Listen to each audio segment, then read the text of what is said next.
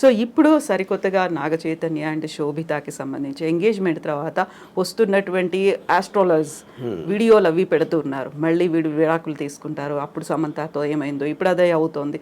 ఇలాంటి వాటన్నిటిని ఎలా చూస్తారు మీరు? సరే అదే చెప్తున్నా. ఇప్పుడు ప్రతి ఒక్కరికి 2 bit ఆఫ్ ఫేమ్ కావాలి. సెలబ్రిటీస్ గురించి వాళ్ళు చేస్తున్న దాని గురించి మాట్లాడితే మనకి వ్యూస్ వస్తాయి. ఇప్పుడు ఇలా మీడియాలో మీరు క్వశ్చన్ ఎందుకు అడుగుతున్నారు, అలాంటి టాపిక్ అతను లేపాడు కాబట్టి, అతను అది లేపాడు కాబట్టి మీరు అడుగుతున్నా, అది తనకు కావాల్సింది కూడా అదే. ఇప్పుడు దీంట్లో ముహూర్తాల ఇది ఏదైనా అవుతుందా అవ్వదా అనే దాంట్లో విన్నోళ్ళు కొంతమంది నమ్ముతారు, కొంతమంది నమ్మరు, కొంతమంది ఎంటర్టైన్గా తీసుకుంటారు. సో మన లైఫ్లో ఏం చేసినా అదే finally it comes to entertainment. Yeah. So ఇప్పుడు సెలబ్రిటీల ఇళ్లలో పెళ్ళిళ్ళు అవుతున్నాయి అనుకుంటే ఎందుకని దాని గురించి అంత మాట్లాడుకునే పరిస్థితి వస్తుందంటారు? Because they're celebrity. అంతకన్నా సింపుల్ ఆన్సర్ ఏముంది? మా పక్కింటి వాడి గురించి చెప్తే ఎవరికి ఉండదు కదా. ఎవరో ఒక స్టారు, ఒక పొలిటికల్ పర్సను, ఏదో ఒక విధంగా చాలామందికి తెలిసిన మనిషి గురించి మాట్లాడితేనే ఎంటర్టైన్మెంట్ వస్తుంది. వేరే వాళ్ళతో రాదని కాదు, అది లిమిటెడ్ సర్కిల్లో ఉంటుంది. అది వైడర్ సర్కిల్ కావాలంటే you always have to target A celebrity. అయితే ఇక్కడ మనస్తత్వాల వల్ల అభిప్రాయ భేదాలు వస్తున్నాయా, లేకుంటే దేని వల్ల వస్తున్నాయి? అడ్జస్ట్మెంట్ అనేది లేకపోవడం వల్ల? ఇక్కడ పాయింట్ ఏంటంటే, మనిషికి ఉన్న ఒక ఈగోలో ఎప్పుడు తనే రైట్ అనుకుంటాడు. తనే రైట్ అని బతకపోతే తనకు పర్సనాలిటీ ఉండదు. అప్పుడు భార్య చేసే దాంట్లో తప్పులు పడటం, అదే భార్యకి భర్త చేసే దాంట్లో తప్పులు, అదేంటి అలా చేశారు, అదేంటి ఇది అంటే కాన్స్టెంట్గా మీరు చేస్తున్న దానికి క్వశ్చన్ చేస్తున్నారు, ఒక ప్రెజర్ పెడుతున్నారు, లేకపోతే తిడుతున్నారు. ఇలాంటివి చేస్తున్నప్పుడు ఆటోమేటిక్గా you want to break away from that kind of any kind of A force. A human being wants to break away from force. ఆ ఫోర్స్ మీరు ఎమోషన్ నుంచి వచ్చిందా, ఫిజికల్గా వచ్చిందా, లేకపోతే సొసైటీ పరంగా వాళ్ళ అంటే చుట్టూ ఉన్న వాళ్ళు ఏమనుకుంటారు, లేకపోతే పేరెంట్స్ ఏమనుకుంటారు, ఇలాంటి రకరకాల ఆస్పెక్ట్స్లోంచి ఆ ప్రెజర్ ఉంటుంది. అది కొంతమంది సక్కం పోయి ఇంకా చచ్చినట్టు అలా బతికేస్తూ ఉంటారు. చాలామంది ఇష్టం లేకుండా బతుకుతారు, ఇష్టం లేకుండా సంసారం చేస్తారు. అందుకని మీకు పెళ్లి మీద అన్ని జోకులు ఎందుకు ఉంటాయి ఎప్పుడు? Because of that, you know. So ఇప్పుడు మీడియా ఒకటి యాడ్ చేసింది ఈ రాజ్ తరుణ్ విషయంలో. కానీ మొన్న జరిగిన దువ్వాడ శ్రీనివాసు వైసీపీ ఎమ్మెల్సీ ఎవరు, ఇప్పుడేంటి సడన్గా రాంగ్డ్ పార్టీ అనుకుంటే, భార్యకి ఏంటి భార్య అనే టైటిల్ వచ్చింది కాబట్టి ఆవిడే రైట్ అనుకుంటారు. నా భర్త వేరే వాళ్ళతో ఉన్నారు అని చెప్పి అక్కడ పిల్లలు కూడా పిల్లలు కూడా ఇన్వాల్వ్ అయ్యి మీడియాకి వస్తున్నారు. And media will love it. ఎందుకంటే పక్క ఇంట్లో వాళ్ళ గొడవలు అంటే మనకు మహాప్రీతి, రసగుల్లా కన్నా బాగుంటుంది వినటానికి అది. సో అప్పుడు ఇక్కడికి వస్తే ఈ ప్రెషర్ ఎంతో కొంత పోలీస్ మీద కూడా ఉంటుంది. ఇప్పుడు దాంట్లో కేసు ఉందా లేదా కూడా తెలియదు. కేసు ఉందా లేదా, పెడతారా, అసలు దానికి ఏమన్నా ఒక లాజికల్ కంక్లూజన్ వస్తుందా అని లోపల 1 month మీడియాకి టైం పాస్ అయిపోతుంది. దాని తర్వాత ఒక రోజు టక్కని మర్చిపోతారు దాన్ని, ఇంకో కేసు వస్తుంది. I feel that is going to be the నామ్. ఇప్పుడు రాజ్ తరుణ్ కేసు ఇన్ఫ్లుయెన్స్ ఎంతో కొంత ఆవిడ తీసుకుని ఉంటారని నా ఫీలింగ్. ఎందుకంటే మీడియాలోకి వస్తే, ఎందుకంటే మీరు ఎవరు చెప్తారు, మా అయితే పక్కింటికి చెప్తారు, మీ పక్క వాళ్ళకి చెప్తారు, వెనకాల మీడియాకి చెప్తే మీకు మొత్తం పబ్లిక్లోకి వెళ్ళిపోతుంది కదా. పబ్లిక్ కూడా ఎంటర్టైన్మెంట్ కోసం, వాళ్ళకి ఎవరి మీద జాలి ఉండదు, ఏమీ ఉండదు. వాళ్ళు చేసుకునే పనులు, వాళ్ళ గొడవల మధ్యలో ఇది కూడా ఒకసారి కొంచెంసేపు యూట్యూబ్లో చూస్తారు, అంతకన్నా ఏమి ఉండదు అక్కడ ఎఫెక్ట్.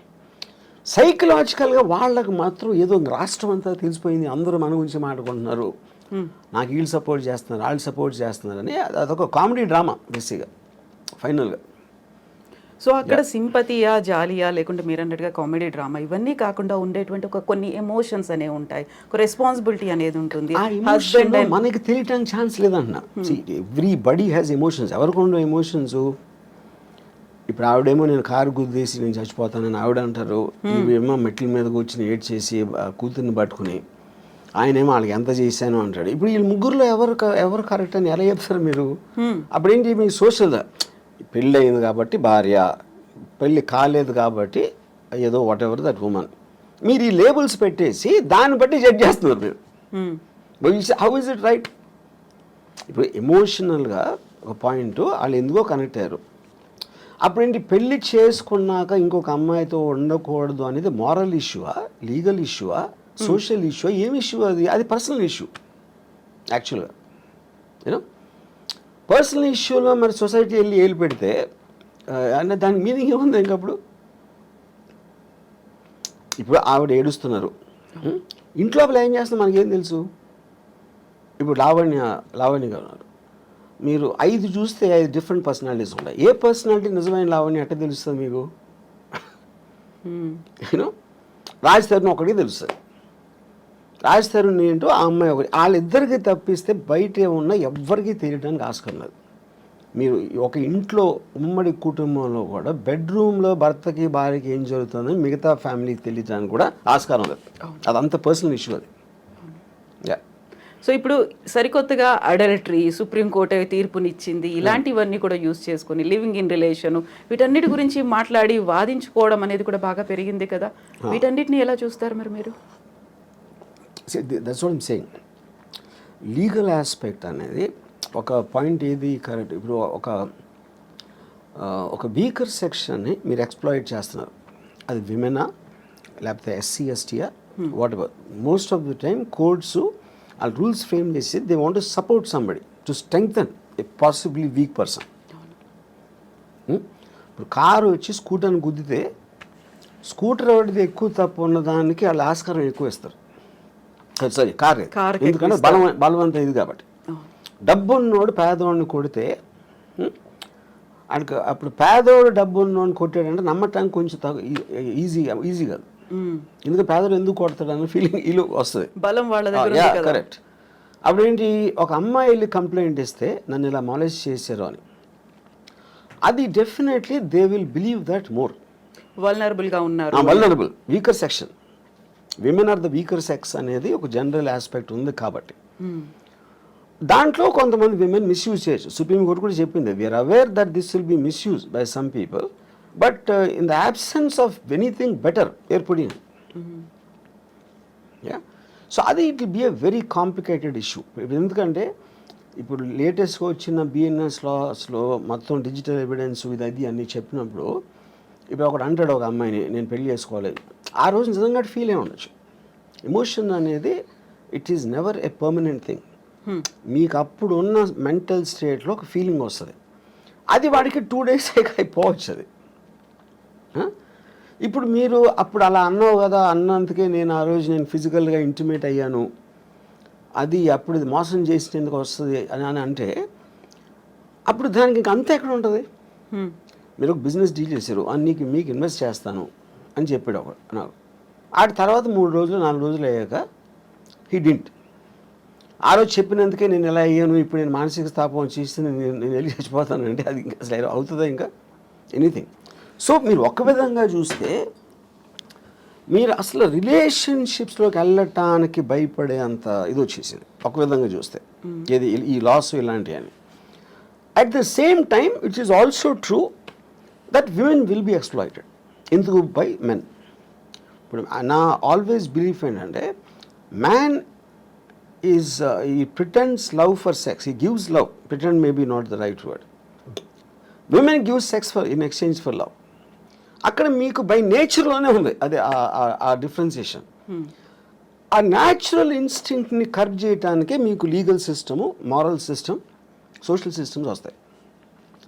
కానీ ఇందులో ఉన్న ఫ్లా ఏంటంటే ఏది కూడా they don't know the actual things what's happening and how can they be జడ్జ్మెంట్లు. ఇప్పుడు ఈ అమ్మాయికి బోర్ కొడుతుంది, బోర్ కొట్టినందుకు బోర్ కొట్టిందని ఎవడన్నా యాక్సెప్ట్ చేస్తాడు అసలు? అలాంటిది అతనికి ఇంకో ఎఫ్ఐఆర్ ఉంది, నన్ను కొడుతున్నాడు లేకపోతే ఏదో చేస్తున్నాడు అంటే కొంచెం అన్న మీనింగ్ ఉంది. ఈజ్ బోరింగ్ అంటే why should she live her life with boring person? అది తన ఇష్టం కదా.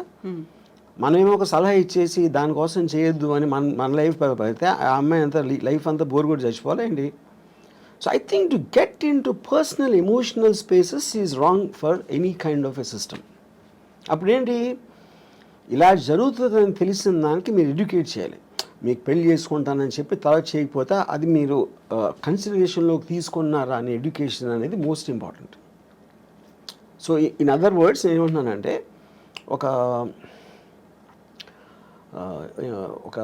వాట్ డు ఐ సే, ఇప్పుడు మీరు ముందు పెళ్ళి అవ్వక ముందు లేకపోతే సీరియస్ రిలేషన్షిప్ వెళ్ళక ముందు ఇఫ్ యూ టాక్, ఒకవేళ ఇది ఫెయిల్ అయితే, నేను అనుకుని చేయలేకపోతే, మన రిలేషన్షిప్ అనేది బ్రేక్ అయిపోతే ఏంటి అనేది చాలా ఇంపార్టెంట్ క్వశ్చన్ టు డిస్కస్. అది ఎవరు చేయరు, ముందే మాట్లాడుకోవాలి.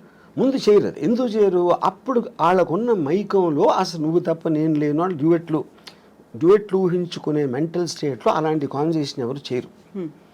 అది మస్ట్గా ఉండాలి. ఇప్పుడు అగ్రిమెంట్ ఉంది, ఇప్పుడు మీరు నేను కలిసి ఏదో బిజినెస్ పెడుతున్నాం, మన ఇద్దరం ఎంత క్లోజ్ అయినా అగ్రిమెంట్ ఎందుకు రాసుకుంటున్నాం? టర్మ్స్ అండ్ కండిషన్స్ మనం కొన్ని గ్రాంటెడ్గా నేను ఓరల్గా చెప్పు, లేకపోతే రాము అలా చేయలే, కవిత గారు అలా చేయర్లే అని నేను మైండ్లో అనుకున్న దానికి అన్ని పేపర్ మీద పెట్టడానికి ఉన్న డిఫరెన్స్.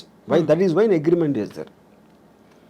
అప్పుడు అగ్రిమెంట్ అనేది బిజినెస్లోనే కాకుండా it's also been emotional complex. ఎందుకంటే ఇన్స్టిట్యూషన్ అనేది మనకి మ్యారేజ్ ఇన్స్టిట్యూషన్ ఆర్టిఫిషియల్గా వచ్చింది. That is not natural.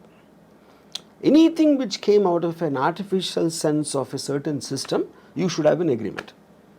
అప్పుడు ఏమంటారు దాన్ని, బ్రీచ్ ఆఫ్ కాంట్రాక్ట్లో ఏ టర్మ్స్లో అయితే నేను ఇక్కడి నుంచి వెళ్ళిపోతాను, ఇవి నేను అనుకొని ఇవి జరగకపోతే, లేకపోతే ఇలా జరిగితే, వీటన్నిటిలోంచి మాత్రం I will be free to come out అనేది మీరు ముందు మాట్లాడనుకోండి.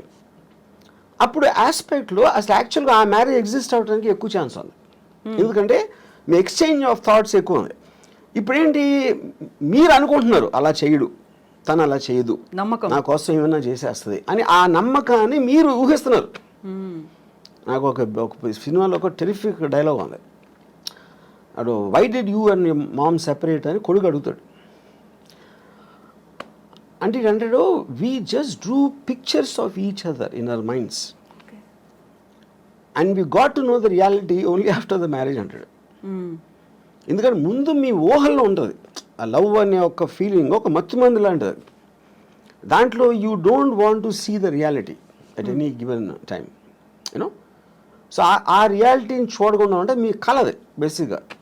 తనది వాళ్ళిద్దరూ కలిసినప్పుడు మంచిగా మాట్లాడుకోండి. ఇద్దరు దే ట్రై టు అట్రాక్ట్, ఇద్దరు they try to be on their best behaviour.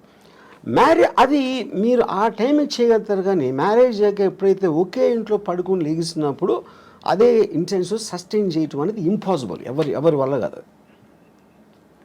That is when the passion starts getting killed.